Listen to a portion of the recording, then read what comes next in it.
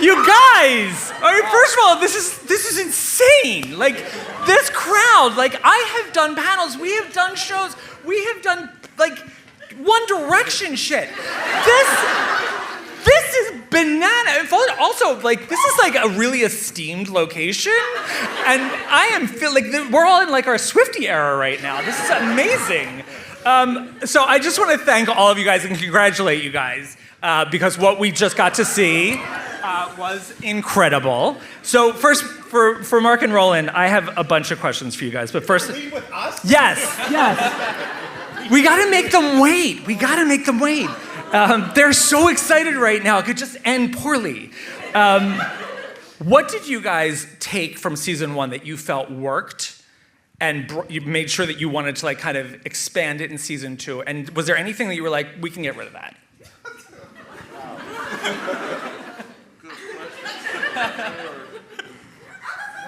Catering? What was the It wasn't catering.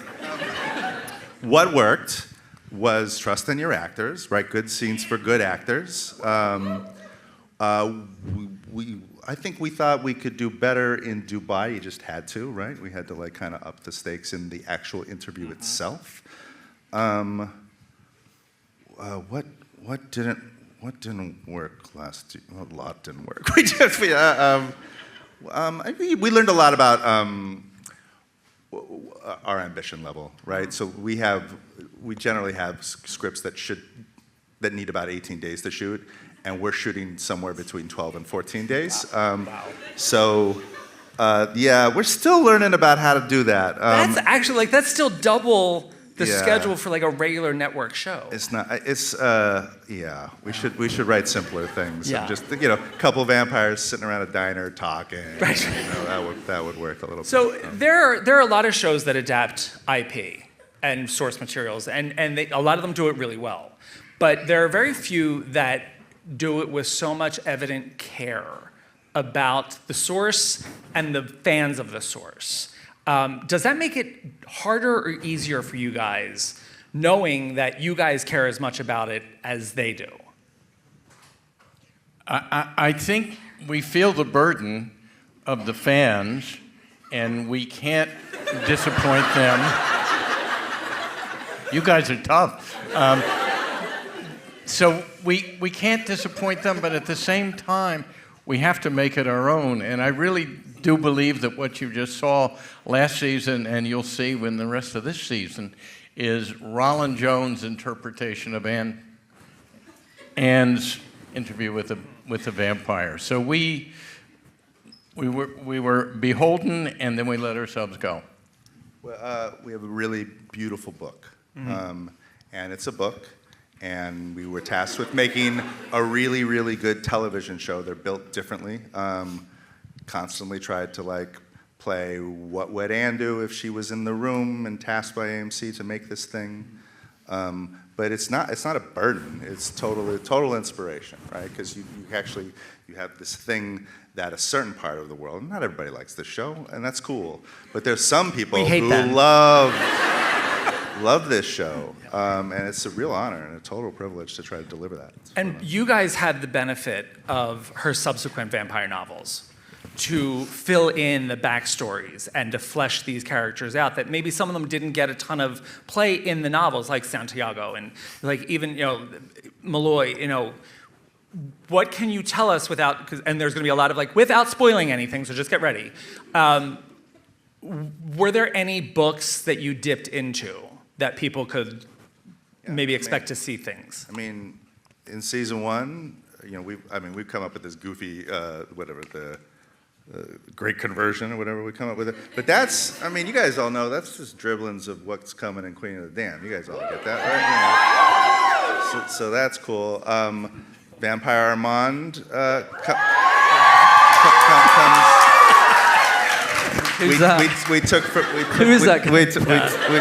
We took from that. Obviously, episode 3 is Armand's version of things that happen in the Vampire Lestat. I didn't say it. I did not say it, but now I can ask about it. But I would say the other books that we've done, and I will say no more about Prince Lestat, Tale of the Body Thief.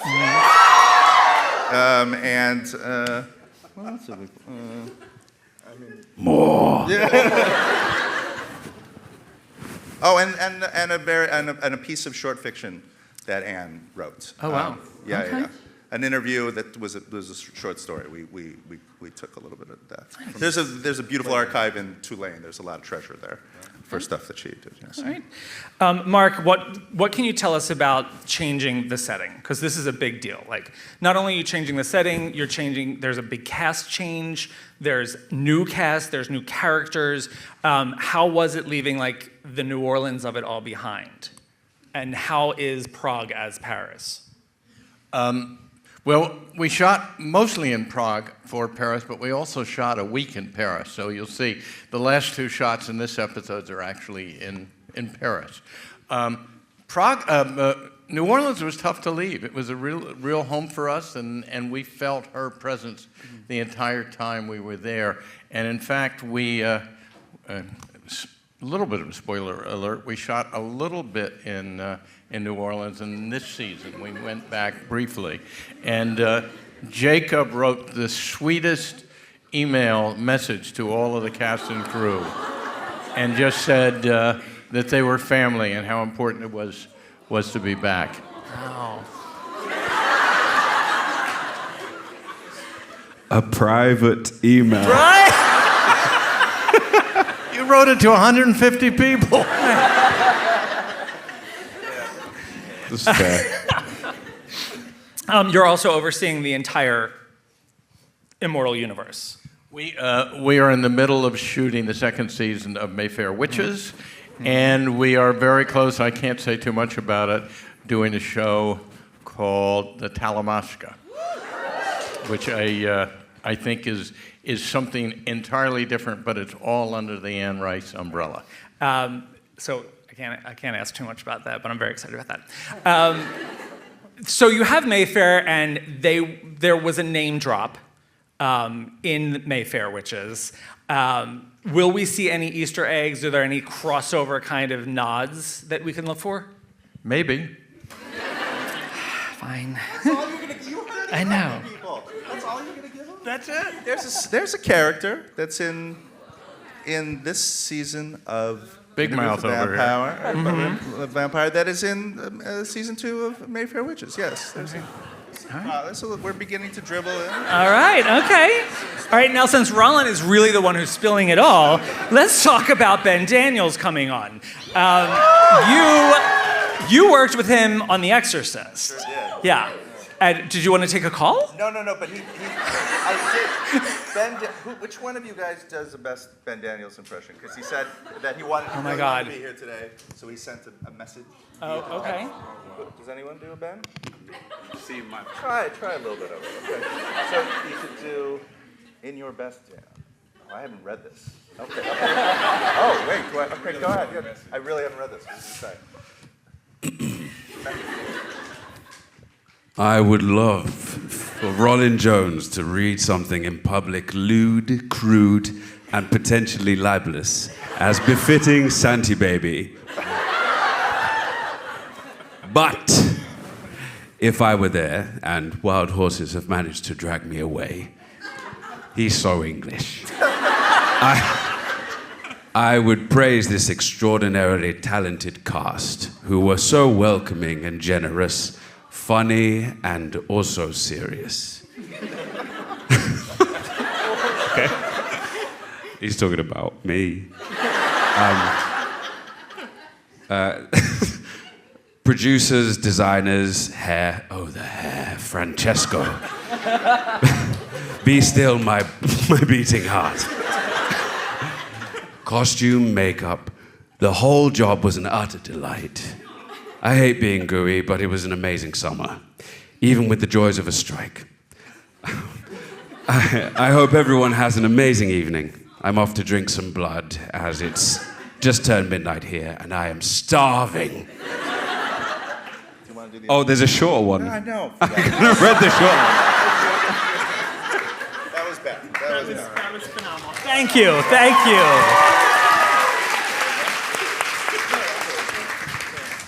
All right, so I'm going to leave you guys alone for a second. Let's talk about Actually, Jacob. one last thing about Ben sure, Daniels. go for it. There are only 2 actors that the writers' room knew we wanted to cast before we cast it, where we put them up on the wall. Okay. And one was Ben Daniels. We knew he was Santiago. And the other was Eric Bogosian. He was up on our wall. Oh, wow. Before a word was written for either character. Wow. Yeah. And I do know you have Dave Constable coming in this season, who is a friend of Eric's. He's your poker buddy, right? Yeah, I asked David if he wanted to come. I asked David if he wanted to join us, and he came over to Prague and had some Czech meatloaf with me and did a scene, and it was great. Outstanding. All right, so let's go to Jacob because he just gave us that incredible reading. In the book, Louis is described as a specter with a beating heart. Yeah. Which implies, like, he's clearly capable of love. And he clearly has a type. How would you describe his relationship with Armand versus his relationship with Lestat, and which one do you see as... Careful. I'm so sorry. Which one do you see as the sustainable one? Why? Why would you do this? Because you're just pretty.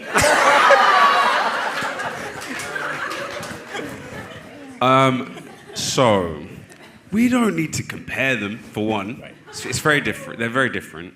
I would say that Lestat is kind of, on the face of it, he's like the kind of polar opposite of Louis. He's like fire and and Armand is seemingly calmer and kind of a more, I think, gentle creature. I caveated that, I said seemingly.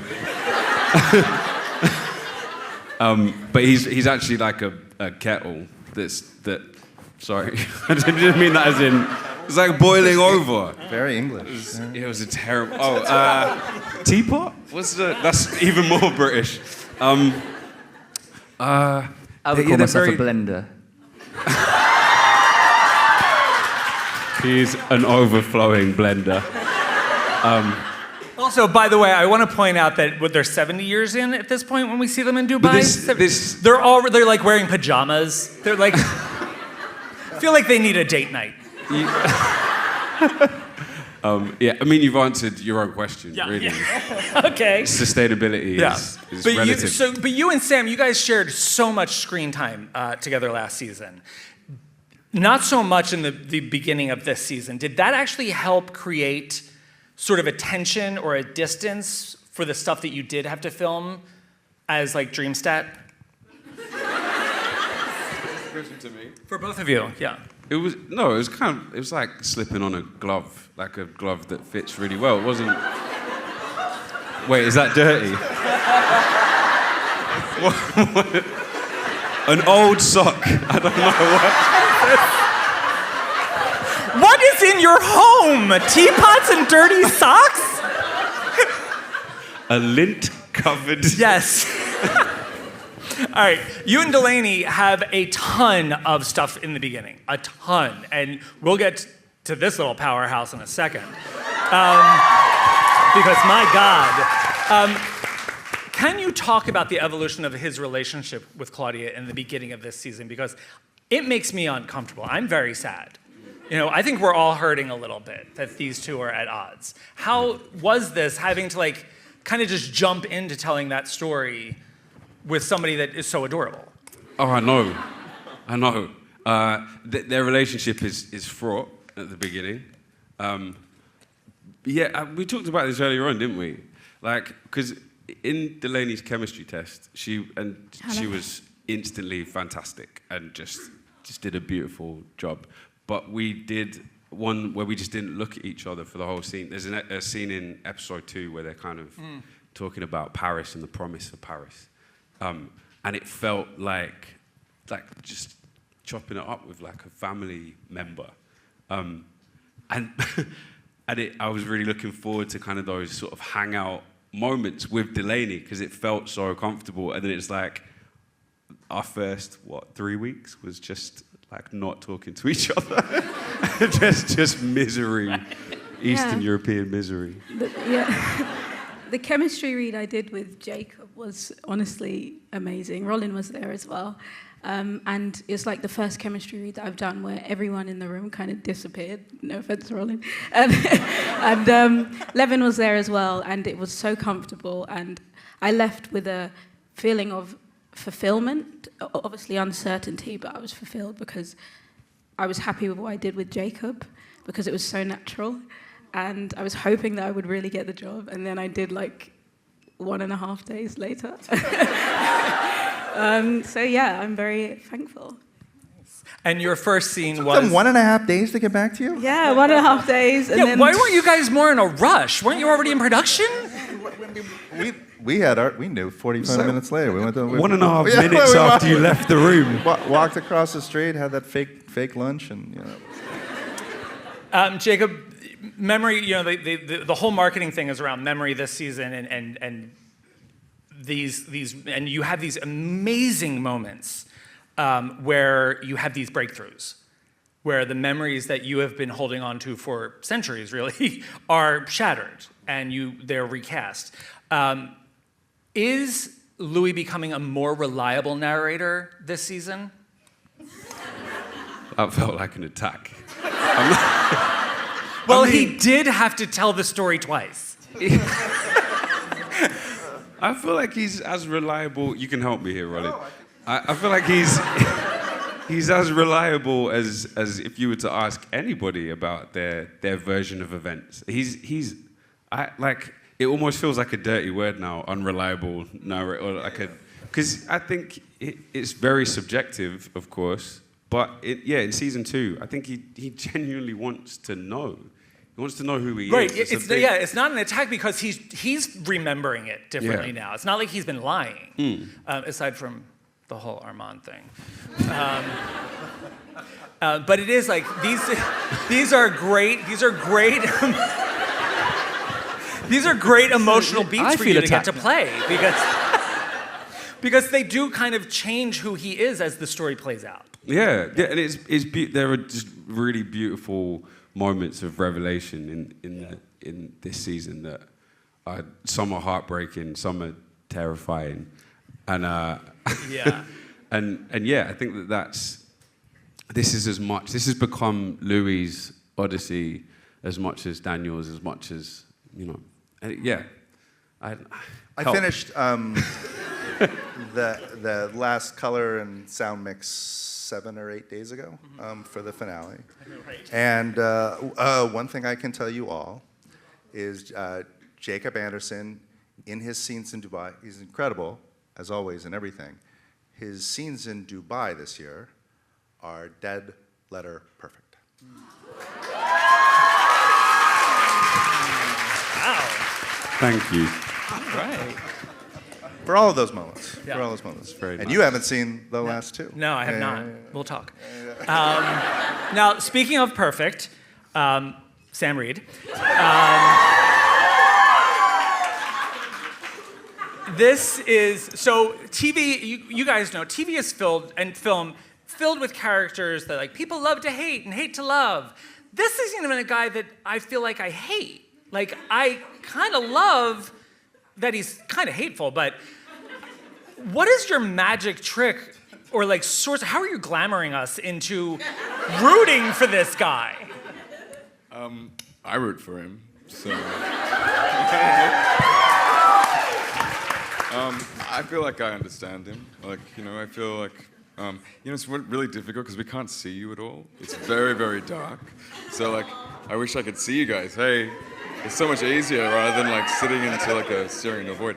But yeah, I root for him. Like, I understand him, but also like we don't like Jacob's talking about. Like, we've never really seen his point of view and how he remembers it or how he approached a particular. Season 3. Yeah, but.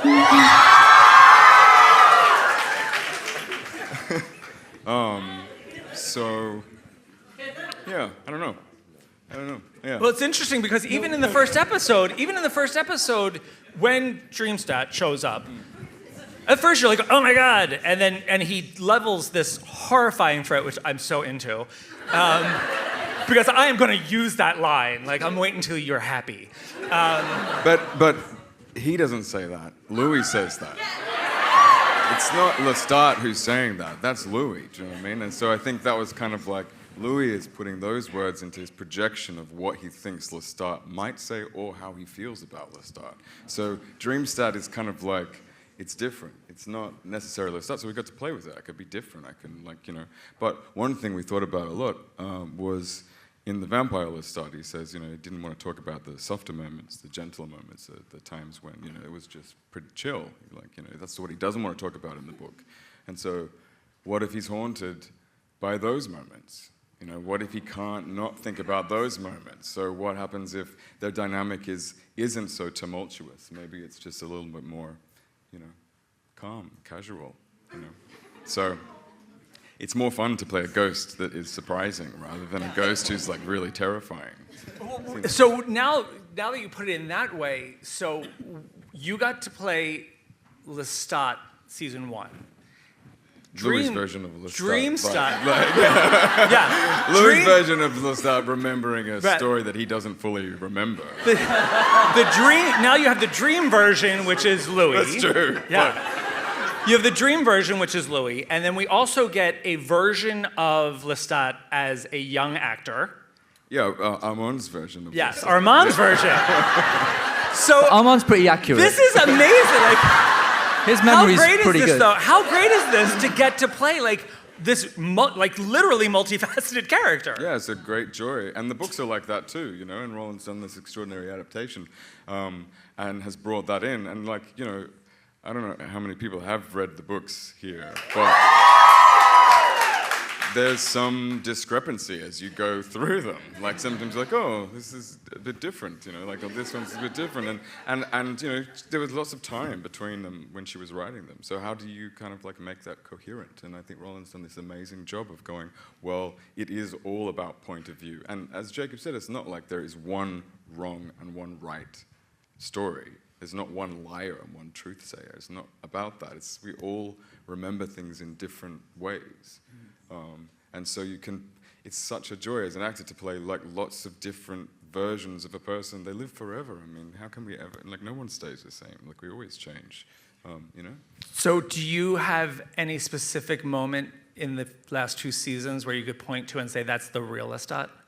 No. Wow. You've not met the real Lestat. So, and you're a huge fan of the books. You're a huge fan of Anne Rice's stuff. And this is, so this is long time. And what was your favorite scene to recreate from the books? And what was it for you? How was it for you getting to kind of add parts of this character that you've loved so much that are maybe are new to the text? Well, you've seen the trailer, so you've seen he's on stage in the 1700s, and I really love that scene in the book because he kind of, like in the book, he goes on stage, you know, and for the first time as a vampire, and he can't really hack it, and he kind of does all these crazy body mutations, and it's an amazing scene, and I love that scene, and we are not doing that scene. It's a different scene. But I think that's kind of fun because I was like, Roland, what is this scene that's in this script? Yeah. It doesn't make any sense. Where does it come from? I don't know where it is. And he was like, well, you know, I think we... He's like, I think. Let's Finally got the impression. I've been told you do it, and then there it was. Finally. I told you it was good. He's like, I think it'll be fun if Lestat's playing Harlequin, Arlecchino, and I was like, but he's Lelio. Like, what's he gonna do as Harlequin? Leo's so boring, man. He's so boring. Hey guys, I feel so much better now. I can see you. Let me tell you something from this moment. So I'm in the middle of a production for season 2, and I'm in one of those dark places. Like, I'll never write another fucking vampire the rest of my life. Do this, and there's rehearsal. And where's O'Byrne? It was O'Byrne. Yeah, right. We walk in. It's rehearsal, right? And he starts moving, right, as Harlequin. And I like look over to fucking O'Byrne's like, oh man, I'm gonna have to fucking do this rock star Lestat now because he can fucking move. It's so aggravating. I'm telling you, I watched that scene and got pregnant. I was like, okay, well, we're having a baby for season 3. It was moves like Jagger, right? Yeah, it was just. Yeah. But it's fun. It is fun to do that because that's like a scene from the books, but it's a scene from our show, and then we get to look at it in these different lights, you know. So like Armand's watching Lestat on stage, and they're like talking, and that is a fun thing to adapt, and that's that was probably a good memory for me. Yeah. Also, we shot that in the Mozart Theatre in Prague, where Don Giovanni was premiered. It's just wild, and we had an entire audience filled with people in this 17th century garb with like feathers, and it was amazing. It was like, wow, this is cool. okay, Delaney. Miss Delaney.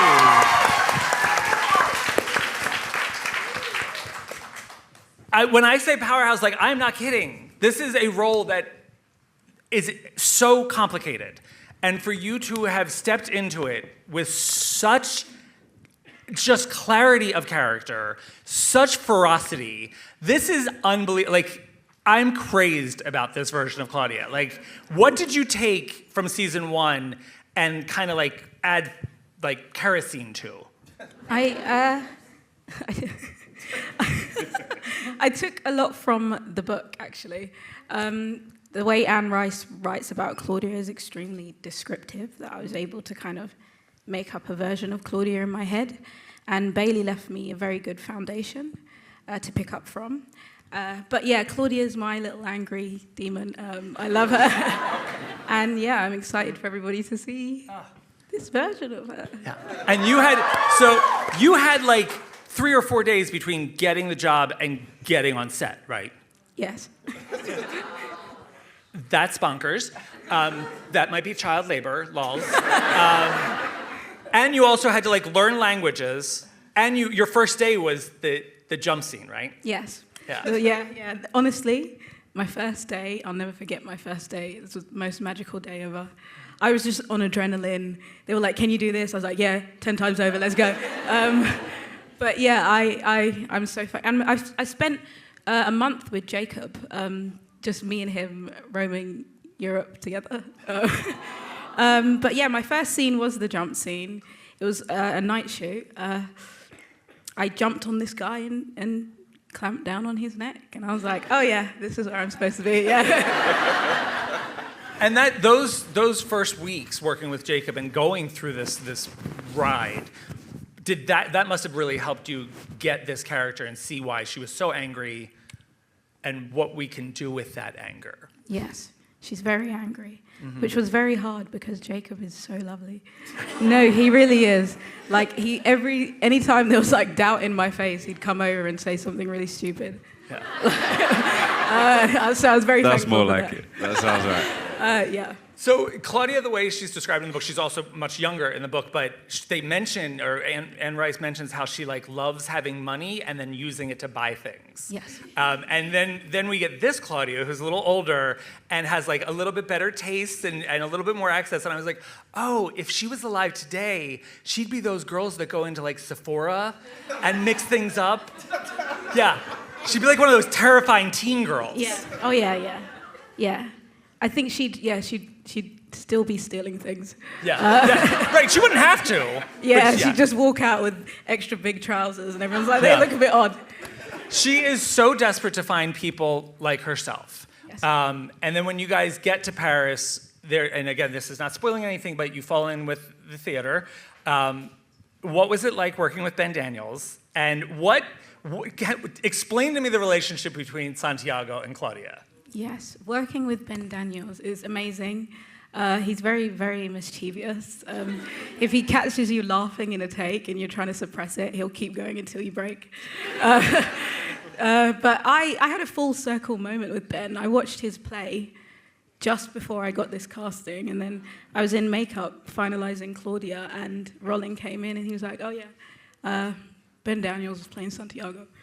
I don't know how you feel about it." I was like, "Yeah, yes." Claudia's relationship with Santiago is one that is, in the beginning, in the beginning is very, very lovely and wholesome, and she looks up to him, and I think she's slightly enamored by him, and that's all I'm going to say on that, because I'll say a lot. Yeah. All right. Okay. I will say, and I cleared this. I was allowed to. You have a moment, a sequence later in the season, where we see, and it's amazing. It's this inwardly rearranged Claudia. She is adult.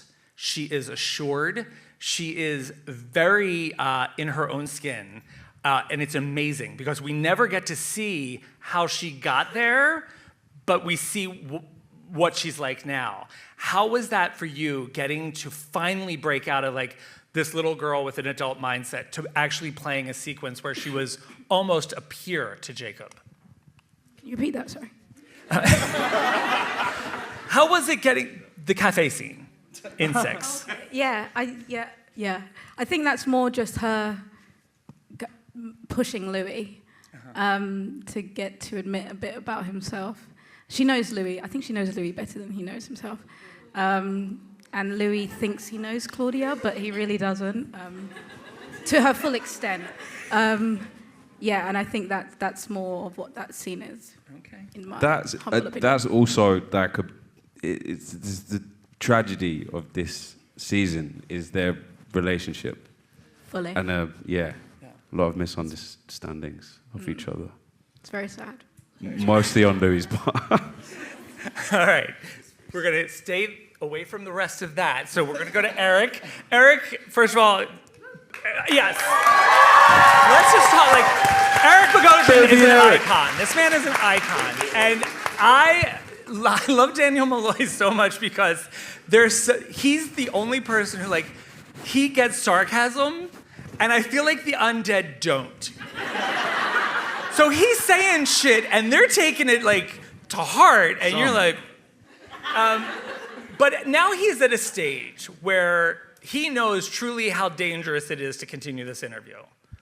Why is he sticking around? It's pretty simple. I mean, first of all, he is not the kid that we will see in episode 5. He's not that druggy guy that Luke is playing, who is actually... What are you going to spoil tonight, huh, Eric? What are you going to do? Let's hear it. It's coming. Keep going. So relaxed about You it. saw him already in the first season. You saw Luke in the first season, and he's not a very good writer. And I think definitely, and that's also said in the first season, that Daniel says, I was a shitty writer when I was that age. So now he's a very accomplished writer, and he's going to get the story. Mm-hmm. And the more that the story is hard to get at, he said, I've interviewed KGB agents, I've interviewed all kinds of dangerous people. And that is part of being an investigative journalist, is to walk into a mafia stronghold or go to a war zone or something. Your life will be at risk.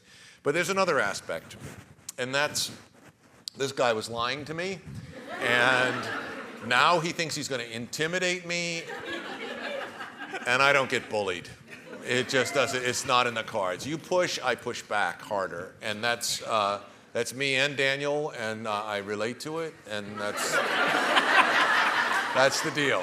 All right. Does Daniel think now, by the end of the first episode, he's on board with the two of them providing the story? Does he think now he's getting the actual true story? Oh, I mean, we see them waltzing in, holding hands, being all sweet and generous, and they're going to tell me the real story now, and I'm like, what bullshit is this? There's some reason why they're doing this, and whatever it is that they're doing, I'm going to get to the bottom of that too. So no, I'm not getting the true story now. I have to get the true story, and as a good investigative journalist, I have a sense of things. I mean, this is a mystery in many ways, certainly this season. And I've got to pick up on the little clues. You have to pick up on the little clues as well as we watch them lie and dissemble and all the things that they're going to do. So yeah, that's my job. My job is to find it. But I mean, it is existential. I mean, at any moment, I can be dead. Right. And I can make one wrong move and it's finished. In the writer, He said it just now in this thing. He says we should get rid of him well, not like that. Just put him on a plane. Put him back on a plane, is what I said. I mean, in the writer's room, structurally for season 2, we sort of trying to answer why the second interview, and episode 5 delivers the answer about why one of these characters needed the second interview, and episode 8 is why the other one needed the second interview. Okay, so since you've gotten there, I've seen 5. Eric, how was it for you to get to watch Luke play younger you experiencing one of the most traumatic moments of Daniel's life?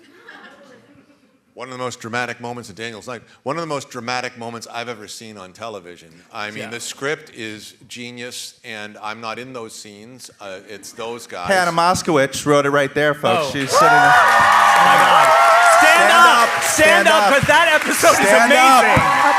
Stand, rise. Yes. Holy cow.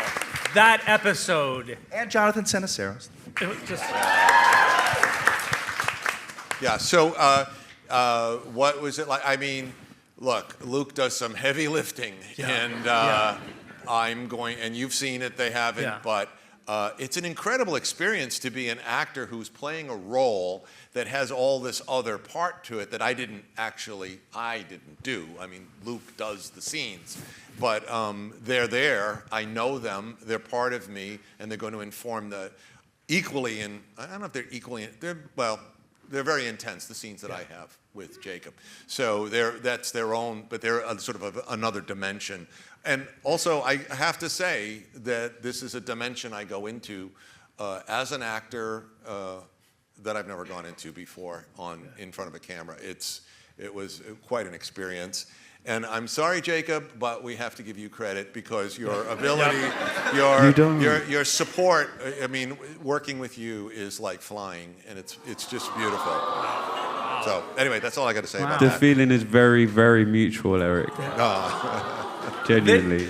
This episode is harrowing, like absolutely harrowing, and also deeply insightful into so we're gonna get. I relate. I mean, I watched that. It's insane. And it chilled me. Yeah. Chilled me. Yeah. Yeah. All right, now Assad.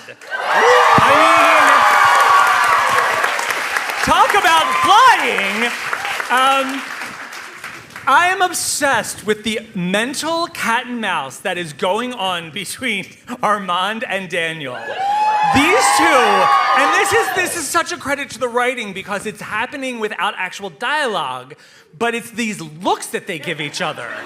And I swear to God, the shade being thrown between these two men is amazing.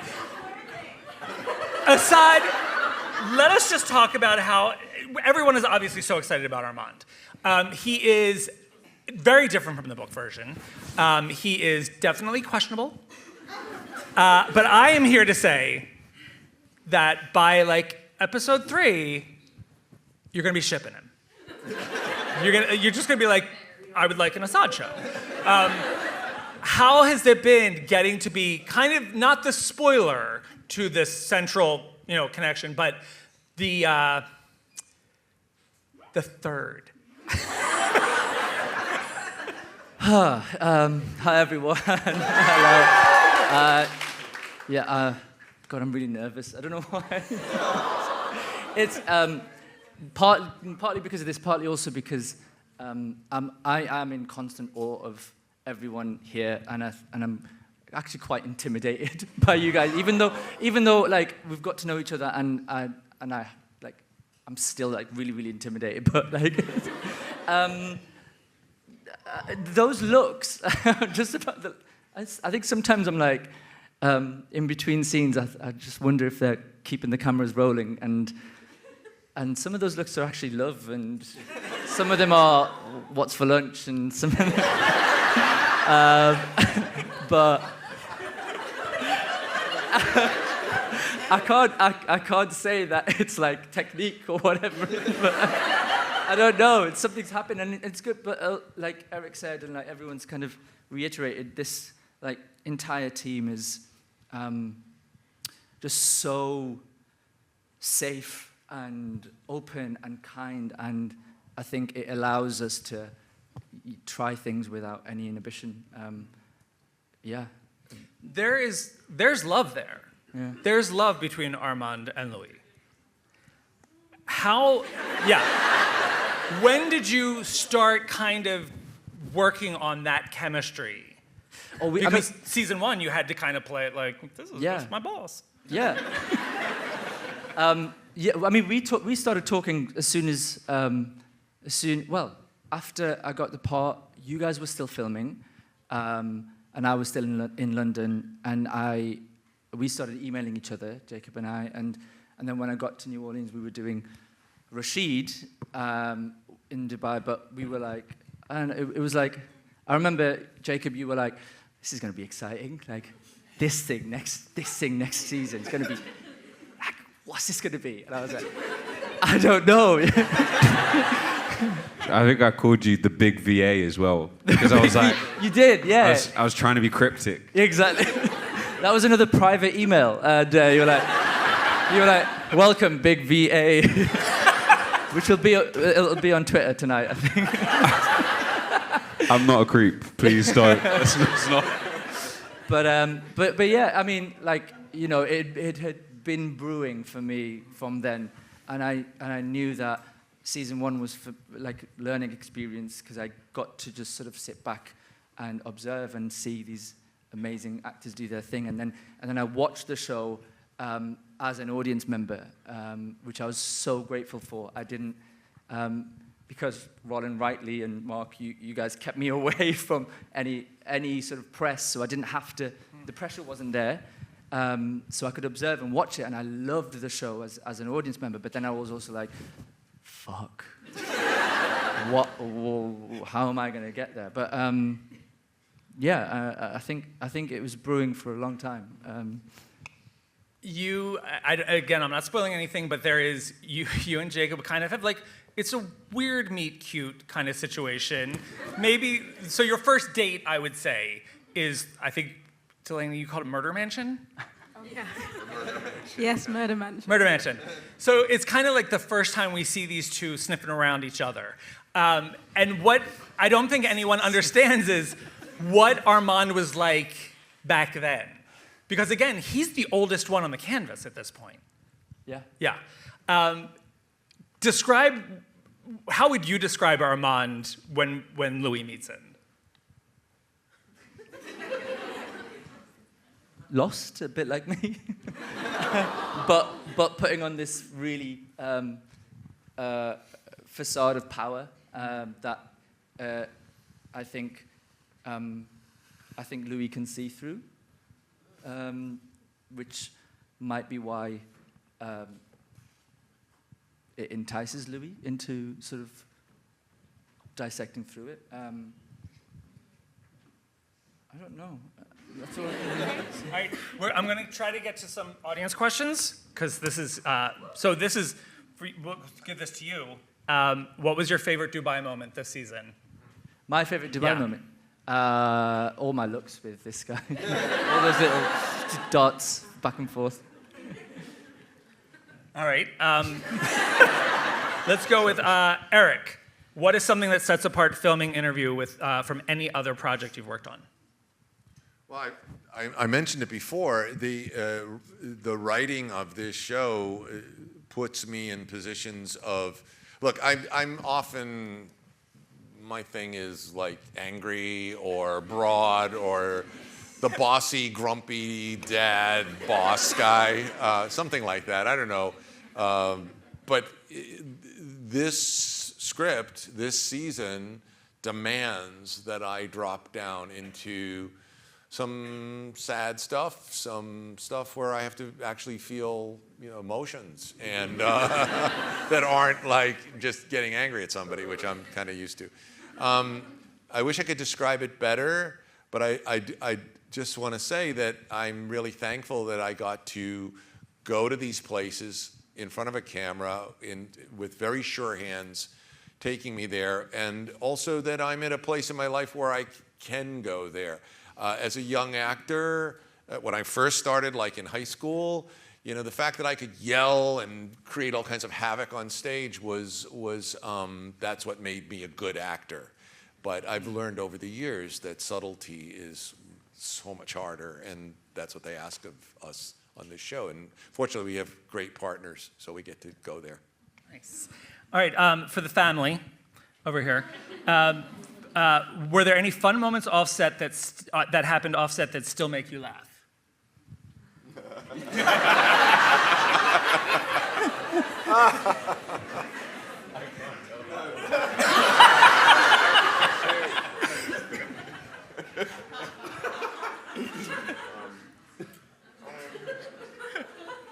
Fun moment. I think you should tell that one. The one that you were thinking. No. I can't. I can't.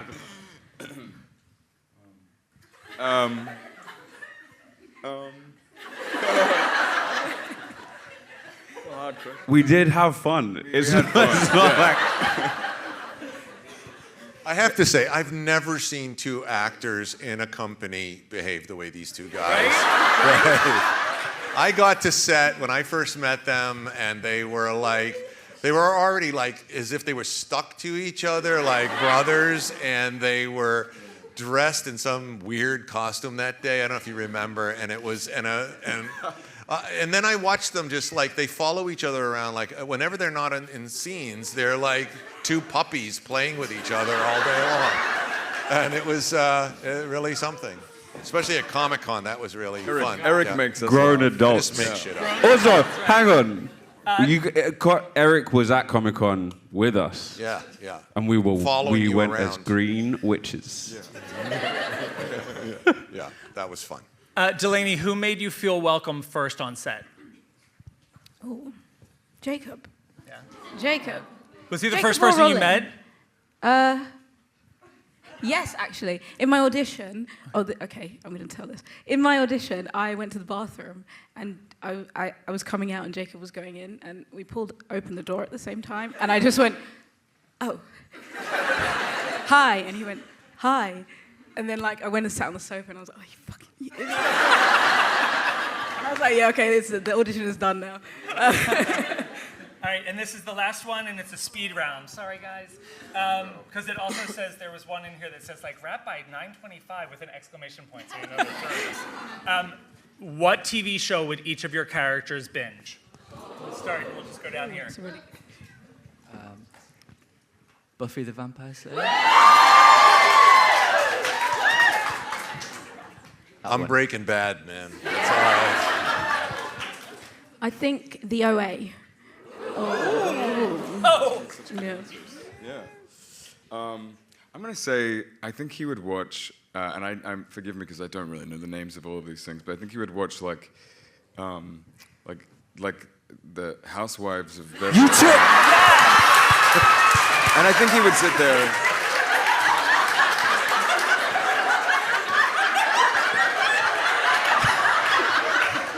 You literally took my answer. Well, we watch it together. That was that, yeah. They'd watch it together. Yeah, I think Louis likes a bit of trash. I think he's he's just enjoying the mess and not being glad it's not him for once. Because they do have a Real Housewives of Dubai. They do. Yeah. All right, you guys are incredible. Thank you both, all of you so much. Give it up for these guys. Woo! And don't forget, Interview with the Vampire Season 2 premieres May 12th on